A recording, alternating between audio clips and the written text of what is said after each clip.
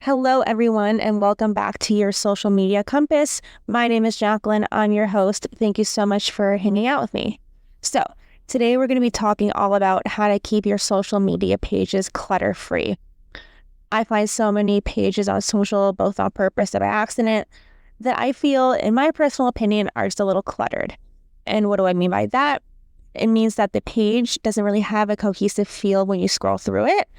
It kind of looks like the content's kind of being made on the fly that minute of, instead of having a solid plan, 10, 15, 30 days in advance.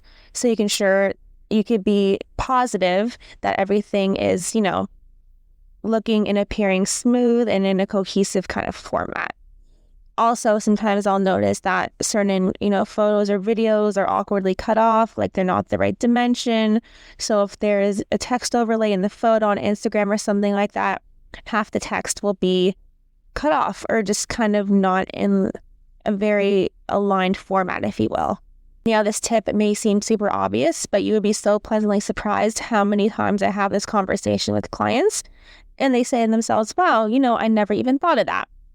And the trick is to strategically plan your content at least 10 days in advance and organize it in a format that appears similar to the social media feed, so you can see exactly how the content is going to look. For example, sometimes you will make 2 or 3 posts that are really, really great on their own, but paired next to each other just don't really look right.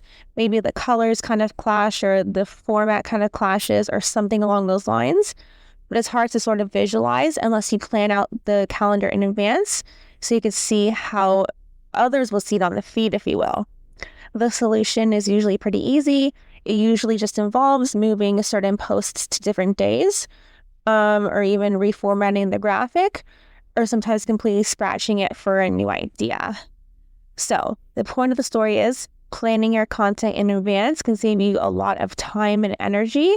And most importantly, make sure your feed looks and feels amazing, so that way your customers, clients, friends, family, followers love the feed as much as you do.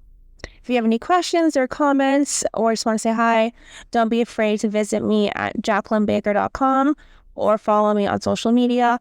All of the links will be in the show notes. Thanks for listening. I hope you enjoyed this short and sweet segment, and I'll see you all in the next one.